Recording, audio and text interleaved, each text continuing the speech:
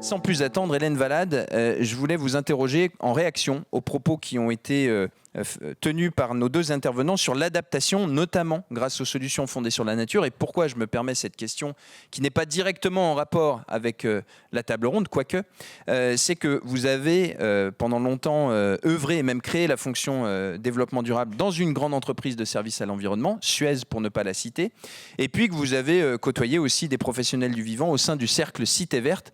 Et je crois que vous n'êtes pas étrangère à ces sujets. Qu'est-ce que ça vous inspire ? Oui, ça marche. Ça marche là ? Oui, vous m'entendez ? Bonjour à toutes et tous. Merci pour votre interpellation sur l'adaptation. Je pense qu'en effet, le sujet n'est pas complètement nouveau parce qu'il avait déjà été enclenché par la COP 15, la COP 21, pardon, de vouloir à la fois avoir des politiques de réduction et des politiques d'adaptation pour lutter contre le climat.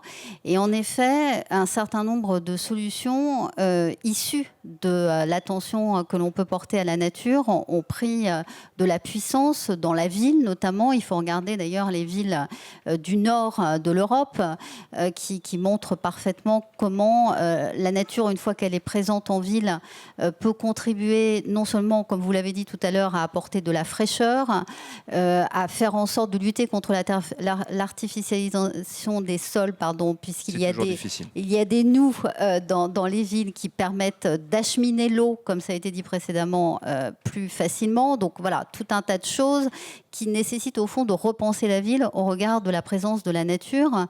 Mais il y a peut-être un sujet qui découle de cela aussi, c'est l'utilisation de cette observation de la nature, que l'on peut appeler aussi biomimétisme, dans les matériaux qui vont être utilisés dans la construction des bâtiments. Et ça, c'est un sujet qui nous intéresse évidemment particulièrement, tout ce qu'on appelle les biomatériaux. C'est un sujet de recherche, c'est un sujet qui est en train de démarrer, mais qui est apporteur, me semble-t-il, de nombreuses solutions, et tout ce qui relève aussi de ce qu'on appelle l'ingénierie bioclimatique, c'est-à-dire la manière dont on peut manager à l'intérieur d'un bâtiment, que ce soit un atelier, que ce soit une usine, que ce soit une boutique, eh bien, la circulation de l'air dans le lieu, dans le site, par exemple, de manière à réduire considérablement à la fois l'utilisation du chauffage et l'utilisation de la climatisation. Donc tout cela, en effet, peut s'articuler comme des politiques d'adaptation, mais c'est aussi un peu du bon sens que de convoquer cette nature pour répondre à l'enjeu du climat. Dernière chose en introduction que je voudrais quand même porter à votre connaissance, c'est les enjeux nouveaux qui sont devant nous et qui relèvent davantage d'un sujet dont on parle peut-être pas assez, en tout cas à mon sens, c'est celui des sols, parce que les sols sont les supports essentiels de la biodiversité, parce que les sols sont un endroit où on peut capter du carbone dès lors qu'ils sont de bonne qualité et retenir mieux l'eau dont on a besoin, comme il a été dit précédemment. Or, que ça soit dans les métiers, tous les métiers du bâtiment, on contribue en effet à artificialiser ces sols, on contribue aussi à les dépolluer pour construire dessus. Et puis, on peut faire un lien tout de même pour arrêter d'opposer agriculture et ville ou nature et ville. On peut se dire aussi que, dans un certain nombre d'endroits dans lesquels nous pouvons être installés, plutôt à la campagne, tout ce qui va relever de pratiques nouvelles d'agriculture, qu'on appelle l'agriculture régénératrice, vise justement à améliorer la qualité des sols, et là aussi par la réintroduction de la nature dans les champs, si je puis dire. Au fond, le passage de la monoculture à la pluriculture, et cela, je pense que ça peut nous guider tous, c'est-à-dire comment utiliser cette diversité, nature, construction en permanence, pour arriver à apporter des solutions, pour le coup, aux enjeux à la fois du climat et de la biodiversité qu'on ne peut pas dénouer. Enfin, c'est parfaitement lié, et agir pour l'un permet d'agir pour l'autre. En tout cas, c'est quelque chose qu'on défend beaucoup chez LVMH. Merci beaucoup. On fait un petit clin d'œil à Nicolas Martin dans votre équipe, qui est l'un des parrains de Big dans le groupe communication, sur lequel nous allons revenir dans quelques instants. D'abord, la lourde tâche pour Anne-Claire Barbéry, Perial AM, et Diego Harari de Vinci Immobilier, de faire la synthèse des groupes de travail en matière d'indicateurs.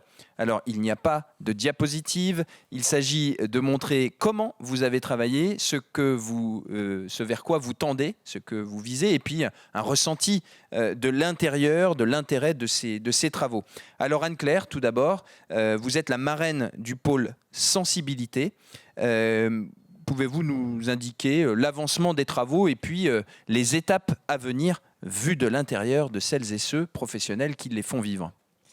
Alors bonjour à toutes et à tous. Moi, je tenais à préciser que j'étais marraine, mais d'un bébé qui a grandi très très vite, donc qui était autonome et mature assez rapidement. Donc merci à tous les participants et merci aussi à Delphine qui a porté ce sujet très fortement.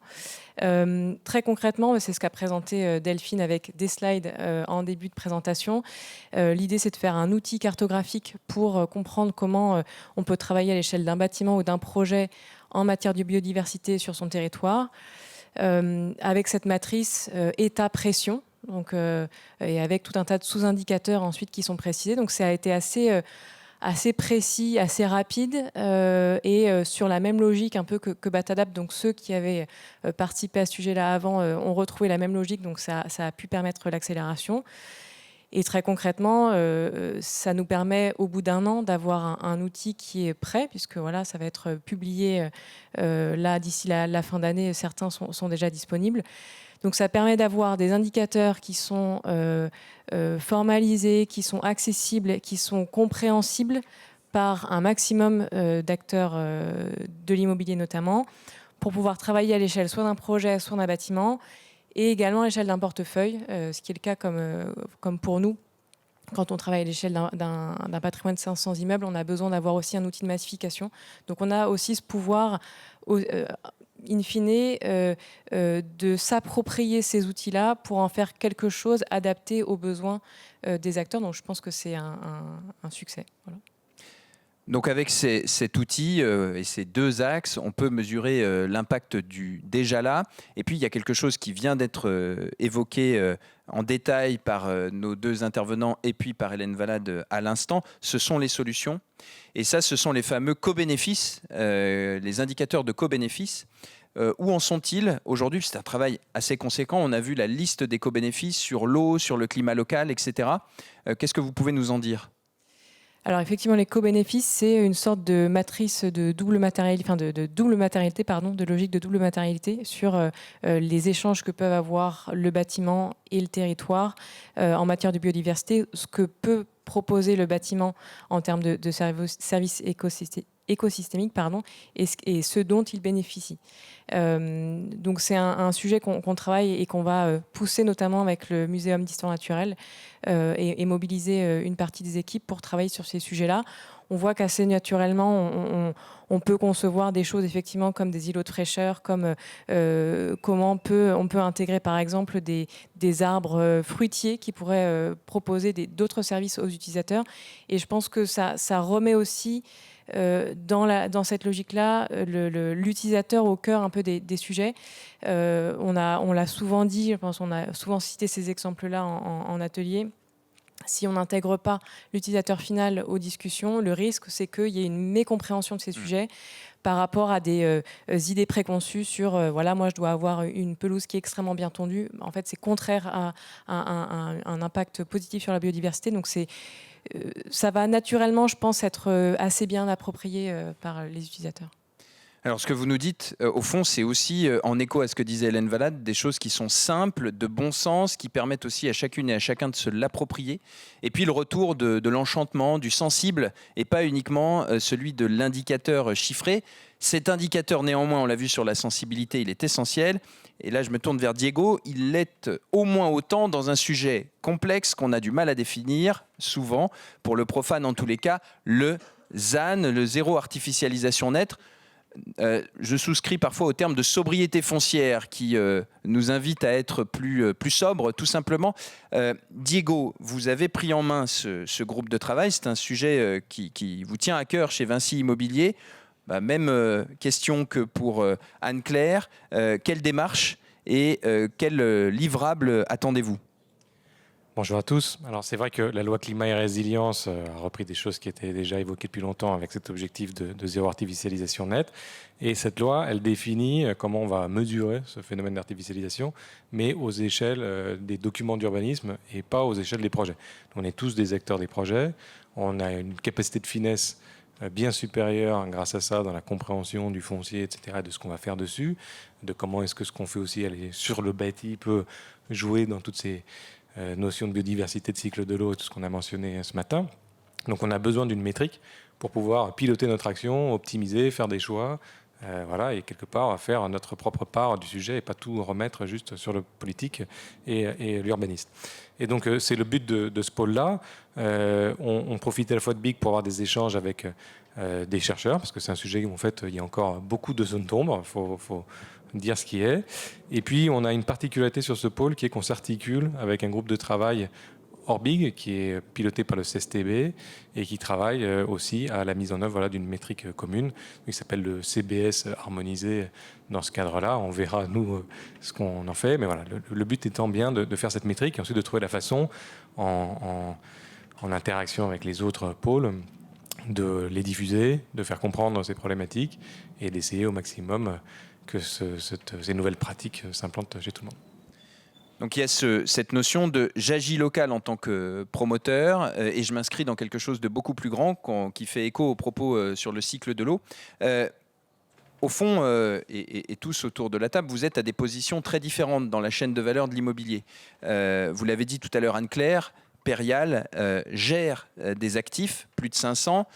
Vinci Immobilier a plutôt tendance à en construire en tant que promoteur. C'est le cas aussi de Crédit Agricole Immobilier, qui gère aussi par une activité de property management des sites existants. Et puis LVMH est plutôt grand utilisateur si on caractérise chacune et chacun d'entre vous. En quelques mots, peut-être Diego et Anne-Claire, comment est-ce que vous percevez l'intérêt d'ores et déjà de vos travaux respectifs pour vos équipes ? Vous l'avez un peu esquissé, Anne-Claire, besoin d'un outil qui permette de dézoomer et de massifier. Est-ce que vous pouvez un tout petit peu développer ? Alors effectivement, la biodiversité déjà, je pense qu'on l'a mentionné tout à l'heure, c'est à la fois quelque chose d'assez évident, émotionnel, mais en même temps qui est extrêmement complexe quand on rentre dans le sujet. Donc il faut essayer de quantifier les choses, de structurer les choses.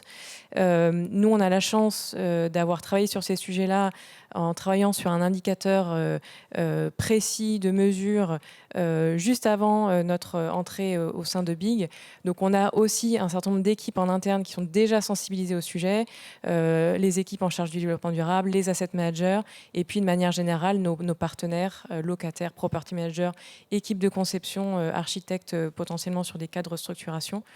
Donc pour nous, c'est une amplification BIG des sujets qu'on avait commencé à structurer et qui permettent d'avoir surtout un langage commun, reconnu et qui puisse être compris et appréhendé très facilement en interne et évidemment ensuite en externe. Diego ? C'est vrai que l'objectif de tout ça, c'est de le faire rentrer dans le métier, c'est d'arrêter d'en parler, de commencer à faire. Pour ça, on a besoin d'outils très opérationnels. Je parlais tout à l'heure de piloter notre action, etc. Chez nous, effectivement, sur aussi un des indicateurs, on a un peu d'avance. Dans les comités d'engagement, c'est des choses qu'on regarde. On fait des renoncements selon l'impact de nos projets. On utilise ces métriques-là pour optimiser notre conception. Donc, on a besoin de ça. Ce qu'apporte BIG par rapport à ça, c'est d'une part cet effort de normalisation. C'est-à-dire qu'avoir tous des mesures différentes, à un moment donné, ça rend aussi difficile les choses. Et c'est compléter un peu le panel. Tous les travaux sur la sensibilité justement des sites sont des choses extrêmement intéressantes sur lesquelles nous, aujourd'hui, on n'a pas d'outils. Donc, on va bien sûr pouvoir compléter un petit peu notre approche avec ce qu'on est en train de produire par ailleurs. Donc, parler un langage commun pour être mieux compris au sein du secteur et puis vis-à-vis des investisseurs aussi en externe. Mais il y a quelque chose qui transpire dans vos interventions, c'est justement fédérer les équipes en interne avec des outils qui soient robustes, en complément de ceux que vous avez pour les pionniers déjà amorcés. Et justement, tiens, la transition est facile, la mobilisation et la formation, c'est le rôle, merci pour le micro, du pôle formation et facilitation, si je ne me trompe pas, dont Catherine Pouliquin, vous êtes la marraine. Alors, votre réaction et puis le résumé de vos travaux dans votre groupe de travail, dans votre pôle. Alors le bébé n'est pas encore adolescent, on a encore un petit peu de travail. Je salue d'ailleurs Luc qui participe à nos réflexions. Moi j'aime bien la notion de langage commun parce que j'ai le même souci chez Crédit Agricole Immobilier avec toutes nos équipes. Pierre, tu as souligné qu'on avait plusieurs métiers chez CAI et de la promotion immobilière au property jusqu'à l'exploitation. Même sur ces sujets-là, il faut créer un langage commun et c'est pas facile. Et je compte sur Big pour nous y aider. Et je compte sur les travaux qu'on mène dans ce pôle aussi pour structurer tout cela. On a réussi, avec l'aide de Delphine et Geoffroy, à définir trois axes. Comprendre, pouvoir et agir. Comprendre parce que nos enjeux, c'est la connaissance.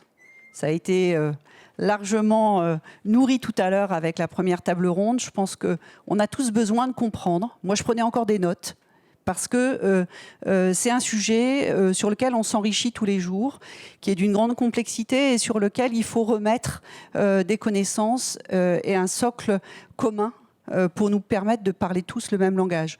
On est tous et toutes, en tant que partenaires de Big, pas à même niveau dans nos avancées dans nos entreprises et donc ça constitue une base.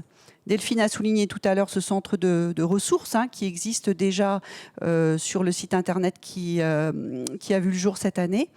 On va aussi vous proposer des outils d'auto-formation, Big Learning, on pourrait l'appeler comme ça, qui va à la fois proposer des modules à distance, mais aussi des modules de terrain. On a beaucoup insisté là-dessus avec mes camarades de travaux. Je salue au passage Anne, Jérôme de Groupama Immobilier, Catherine aussi de BNP qui a travaillé. On a vraiment un enjeu à la fois de fixer des progressions, nous permettre d'évaluer ces progressions, mais aussi de se confronter à du terrain, ce que permettront aussi les visites qui sont déjà organisées. On a, mais je vais faire très court parce que Delphine les a rappelés, on a déjà les Big Stories et la première Big Exploration format à distance qui va se dérouler le 1er décembre. Ça va compléter le panel de ce que nous souhaitons proposer. Et enfin, on va tous vous proposer de participer à une fresque parce que ce sera l'occasion aussi de partager de manière plus précise les travaux qu'on mène dans ce groupe avec vous et de vous faire participer à l'élaboration de ces modules de formation. Merci beaucoup Catherine. Alors on n'a plus beaucoup de big timing, donc nous allons bientôt arriver à la conclusion, mais on voit qu'il y a quand même un big travail qui a été effectué pour mobiliser. Et j'ai envie de vous poser une question en lien avec l'externe, en écho à Nicolas Martin que nous saluons à distance sur le travail que nous menons ensemble avec Delphine, Sabine Guetta sur le pôle de communication externe. Pour reprendre ce que dit Diego, il faut passer des paroles aux actes. Bon, on va s'arrêter de parler bientôt pour boire un coup. Est-ce que communiquer en externe, c'est pas un moyen de s'obliger à accélérer encore plus en interne? Parce que si on prend des engagements ici aujourd'hui devant vous, ça oblige aussi à accélérer un tempo qui est déjà rapide. Qu'est-ce que vous pouvez nous dire de ces actions de communication externe au-delà de l'événement que nous vivons actuellement? Je crois que tout à l'heure, Sabine parlait d'énergie. Il nous faut mettre le bon carburant dans le moteur. Et la connaissance, la sensibilisation y participent. Et les actions qu'on mène, et celle d'aujourd'hui, par exemple, participent à ce partage et à cette dynamique, surtout, qu'il nous faut entretenir tout au long de nos travaux. On s'est lancé sur du long terme, quand même, dans Big. Donc, le site Internet, c'est un socle, on l'a évoqué tout à l'heure. des événements comme celui-ci pour nous aider. Et puis, peut-être que certains ne sont pas encore connectés sur le compte LinkedIn de Big. Je vous y encourage, après la petite coupe de champagne de tout à l'heure, à vous connecter sur ce compte LinkedIn. Et puis, bon, certains d'entre vous vont participer à des vidéos. Ça, c'est aussi des opportunités à la fois de visibilité et de partage de vision pour tous les partenaires. Je ne peux que vous inciter à suivre l'injonction, on va dire l'injonction de Catherine. Inscrivez-vous à la page LinkedIn et puis aussi indiquez-le. Nous ne l'avons pas fait encore et nous pouvons le faire maintenant que le bébé a 1 an. Big dans votre profil LinkedIn comme étant contributeur. Il y a différents niveaux de contribution, mais vous êtes toutes et tous les forces vives. Faites-le savoir, ça valorisera votre action et c'est aussi un moyen de nous faire grandir tous. Et lorsque l'on dit les choses, on s'engage. Alors l'engagement, Hélène Valade, vous allez nous l'exposer et vous l'avez démontré chez LVMH, mais aussi en tant que présidente de l'ORS, l'Observatoire de la RSE. Et je m'adresse à vous à nouveau pour la conclusion. Vous êtes la marraine de cette table ronde quelque part pour nous exposer votre Big Vision élargie puisque vous êtes... par l'ORS connecté aux attentes sociétales, peut-être de manière plus large. Et ça, ce serait le premier développement que vous pourrez nous faire. Et puis aussi, vous êtes le plus big de nos intervenants en termes d'entreprise au niveau international. Je parle de l'entreprise, puisque vous avez des implantations un peu partout dans le monde. Voilà, donc vous allez pouvoir nous éclairer là-dessus. Première question, qu'est-ce que vous mesurez à votre échelle sur l'évolution des attentes sociétales? Et puis, comme disait Diego, le dire c'est bien, le faire c'est mieux. Je vais partager 3 mots de conclusion si vous voulez bien, mais d'abord je vais rendre hommage à mon collaborateur, en effet Nicolas Martin, parce qu'il a œuvré fortement au sein de Big et j'en suis très heureuse. Non, je voudrais en fait vous partager 3 choses. La première, c'est que ce sujet de la biodiversité est en train de monter partout. Il y a des attentes chez nos clients, il y a des attentes dans les opinions publiques à l'égard de cette question. Donc, on adresse d'une certaine manière un enjeu qui est en train de monter en puissance dans l'expression des attentes, y compris d'ailleurs des acteurs financiers, puisque un certain nombre de choses sont en train de nous être demandées sur les indicateurs biodiversité et peut-être sur la manière de lier finance et impact biodiversité. Et donc, tout ce que nous sommes en train de faire, finalement, contribue à ce type de travaux aussi. Et ça nécessite...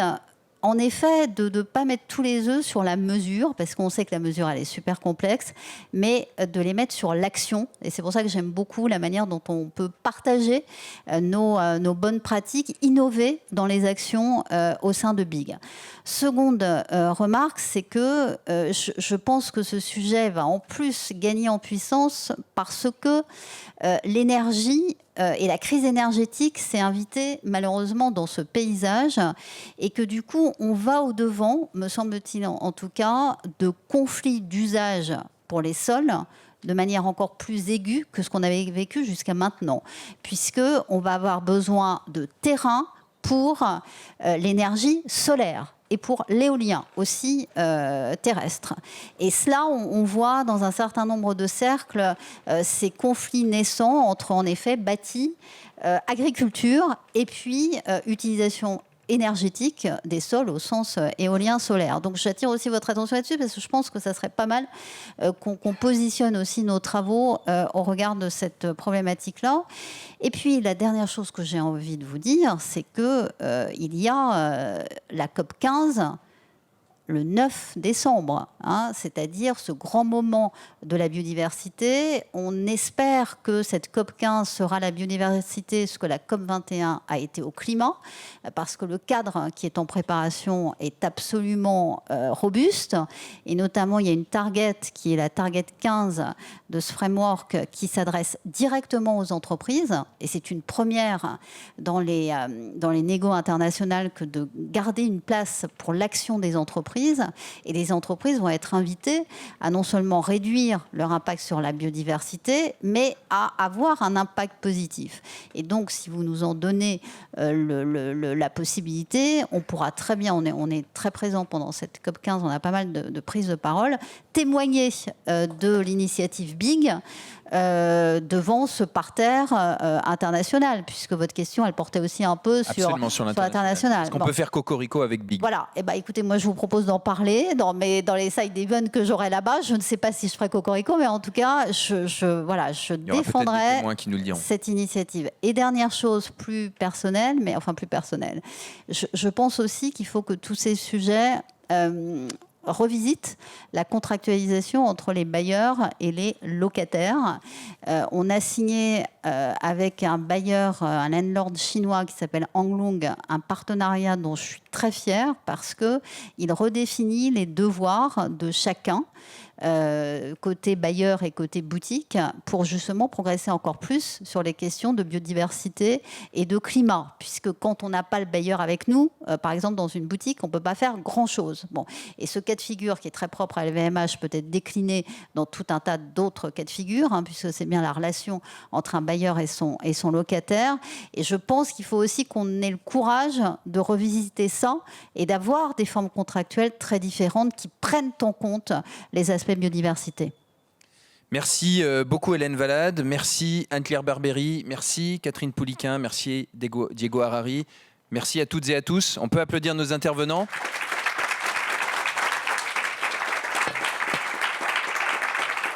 Nos intervenantes et nos intervenants, pensons big et puis faisons big. La place maintenant à la convivialité. Ah, et d'abord à Loïs, pardon, j'allais zapper, voilà. Ça, c'est toujours quand on prépare des choses, il y a des enchaînements qui sont ratés. On va la faire deuxième. Et maintenant, place à Loïs Moulas. Vous pouvez l'applaudir. Merci Pierre. Bon, en tout cas, j'ai une bonne nouvelle pour vous et pour moi. C'est que l'essentiel de mon discours a déjà été dit, donc la coupe de champagne n'est pas loin. Je serai donc bref. Déjà, moi, je voulais remercier tous les intervenants, leur partage, leur vision, leur savoir et leurs expériences. Parce que, comme l'a très bien dit Sabine en introduction, si on est tous là aujourd'hui, c'est par la force du collectif. Et c'est vraiment l'énergie de cette initiative qui a été initiée il y a 1 an, presque jour pour jour, le 17 novembre. Donc, je vais essayer de dire en fait les premières phrases de chacun de mes paragraphes pour aller rapidement à la coupe de champagne. Je pense que ce sera mieux pour tout le monde. Moi, le message qu'on voulait vous faire passer avec Delphine et toute l'équipe, premièrement, c'est qu'en 2022, on a construit les fondations de la réussite de notre objet à travers ce programme, c'est-à-dire toute cette organisation à travers les pôles, les parrains, les marraines, mais pas que. On a aussi démontré par ce qui vous a été présenté aujourd'hui qu'on avait déjà quelques accomplishments très concrets.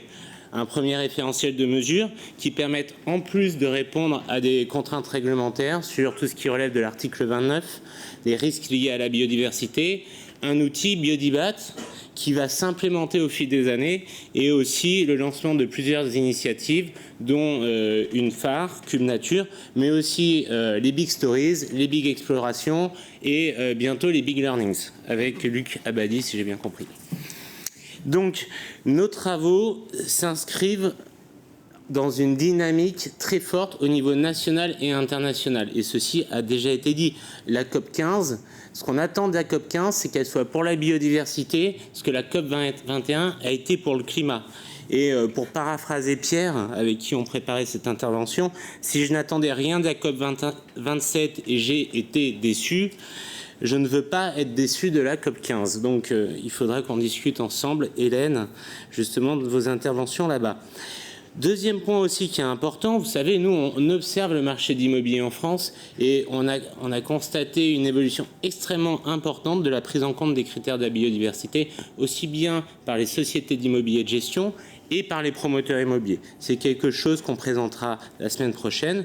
Enfin, contexte national et international, aujourd'hui on n'en a pas parlé, mais Pour certains, vous n'êtes pas sans savoir que la TNFD a publié son 3e rapport il y a quelques semaines de cela. La TNFD, c'est une organisation internationale qui va produire des frameworks pour indiquer comment les investisseurs doivent intégrer les risques liés à la biodiversité dans leur reporting notamment et l'intégrer progressivement dans leur stratégie. Donc aussi bien en France, on a une dynamique nationale, mais au niveau international, on a une dynamique en cours, en place. Et c'est donc dans le bon momentum, je pense, que s'inscrit cette initiative qui est big, ce programme. Donc moi, je voudrais juste passer 3 messages en conclusion. Mon premier message, il concerne plutôt le fait, il vient un peu en écho de la première table ronde, c'est l'idée de développer une conscience écologique globale.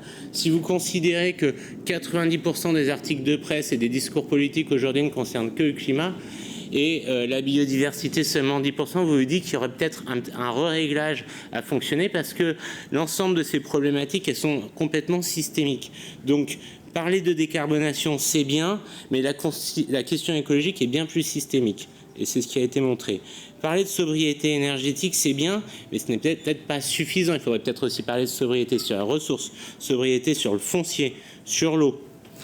Donc, ceci dans un cadre où on sait très bien aujourd'hui que la préservation du vivant contribue aussi à l'adaptation et à l'atténuation des écosystèmes en bonne santé, les forêts, les océans stockent mieux le carbone. En retour, limiter le réchauffement climatique permet de réduire le risque de disparition des espèces.